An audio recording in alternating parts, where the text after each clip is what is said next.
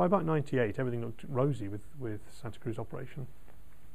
There was a few sort of things like Linux coming in from left field, but it was good life. Now the problem then was though that I started to get this idea that I was still the internet was nagging on my mind, and the changing point was, it must have been very early '99 when Steve Ives, who was a person that I'd actually invested some money in when I left SCO, and he's a good guy. He often spots trends. He came into me, and I remember we were in a meeting room at what was effectively was SCO, and he drew two graphs on the wall and on the board, and he said, "Look, here's a graph of the number of mobile phone users.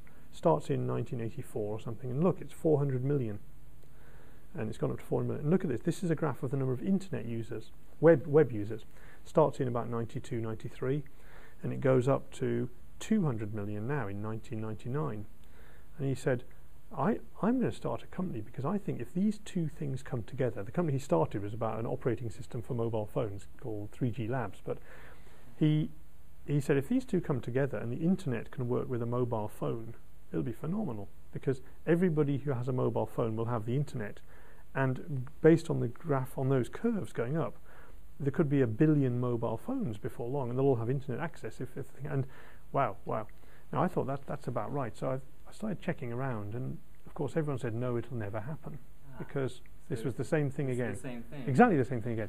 So I mean, I went over to see Borland and Philippe Kahn, who's a good spotter of trends, very good guy.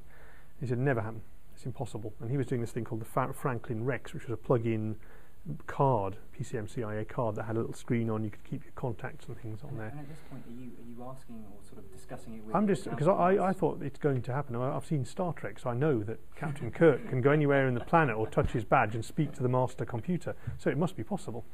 And I think, no, this is right. The mobile phone is becoming popular, and Charles Dunstan, who used to work for me at Torch, has obviously started up Carphone Warehouse and is doing really well by that. It was a classic thing that 99% of people said, don't be stupid, it'll never happen. And people were still saying, well, power consumption will never work, and it'll be too expensive. And at the same time, the dot-com boom was really starting to roar. And the idea, if you remember little screens in those days, black and white screens with 4 lines of text, and that was what it was, but you could envisage that it was going to be, the compact iPad was going to be in every phone, so what like an iPhone effectively. And so, it was obvious that what was going to happen. But you see, you say it's obvious, but a lot of people may have seen it, may have wanted to run away from it, but who cares? You were actually the one who went and did something about it. I think that's the big play. It is the big play, but most people who do things about things at the wrong time die. Now, we had the luxury that we had a number of very, very some of our shareholders either believed that vision and they wanted to support it, or they said, well, we don't necessarily believe the vision, but I'm sure if the vision's wrong, Ray and Anil Malhotra, who co-founded it with me, I'm sure they're right, or they'll move their company to somewhere that will survive. So we can always manoeuvre the company to somewhere that will exist if they're wrong. So tell me, how did Bango start? How did Anil, did you bring on board Anil straight away? What's your vision and how did it start? Well, Bango, Anil had worked for me at IXI from the very early days, employee number 5 or something, and was a massive asset to the business, especially doing deals with larger companies. And after IXI was merged with SCO and then floated, he left after about a year and went off and did some things in Cambridge with games companies and so on. And he, by about May '99, he was getting a bit restless as well, itching for something, and I was itching for something, and he also started to believe in the idea of the mobile phone concept and wanted to get involved in a new area, in a new business, and put his talents to work, especially where there were big companies involved. When you were a small company, creating standards and things like that. So IXI had created a standard, SCO had actually created a standard, and so it was a good thing to get into. But we settled by about 2001 on what we thought was very important, which was, if all these people with internet companies can't make money, they can't survive. So if we could help them make money on mobile, they would be able to survive. So we thought, what are people selling on mobile? And there was a range of different things like pictures, videos, ringtones, and we thought, well, I wonder if we can do a system that allows people to collect money from mobile phone users quickly and easily, because that's the problem. We spoke to the Financial Times. They were saying, we're going to have to shut down the Financial Times mobile site because there's no business, that we're not making any money. Why would we want to do one? So they, in fact, did sort of wind it down. British Airways wound down their mobile site. And we thought, well, if we can make money for some of these people, if the Financial Times could charge for access to the site, maybe we could do that. Now, we didn't pick them up again as a customer for charging, but we picked up a lot of other people who were small companies, great ideas, games,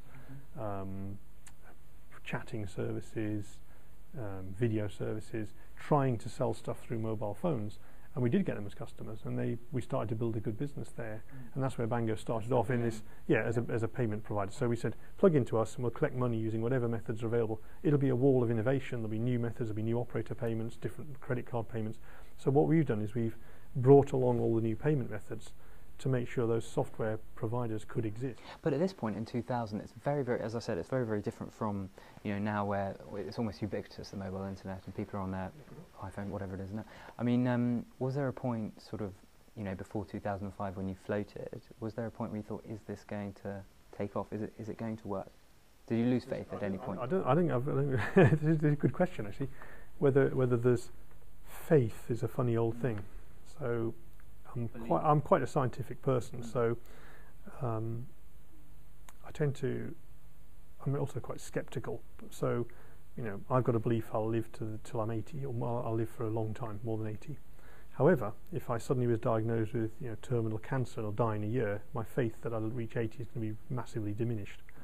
So the same with this, that there's increasing evidence that the internet will be available to everybody through a device. If we go back to the early 2000s, the dot-com boom, as the bubble's gone. Let's say, and you're going to float in 2005. That's right, isn't it? So, what happened in between that stage? Because I wrote in my notes, I think you were so far ahead of the curve. Almost the curve didn't exist for a lot of people. I mean, what gave you the confidence to float in 2005? That was the big difference between 2005 and 2002 was we were making money out of our business in the UK. So if you looked at the UK business, we're making a profit.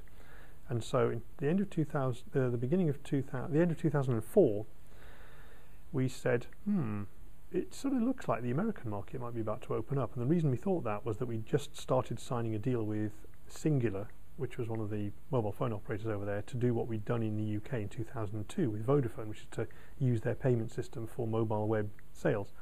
So we thought the American market does seem to be opening up now. And so we said, well, we can go into it. We can either go it timidly, very timidly, which is just have a half a person there and slowly build on this relationship, or we can go in big. We can put some people in the States. We can try and do deals with the other carriers, sign up customers. And we were quite paranoid at the time. We thought, well, I'm sure someone else must be about to create a Bango in America if we don't do one. It's so obvious what we're doing.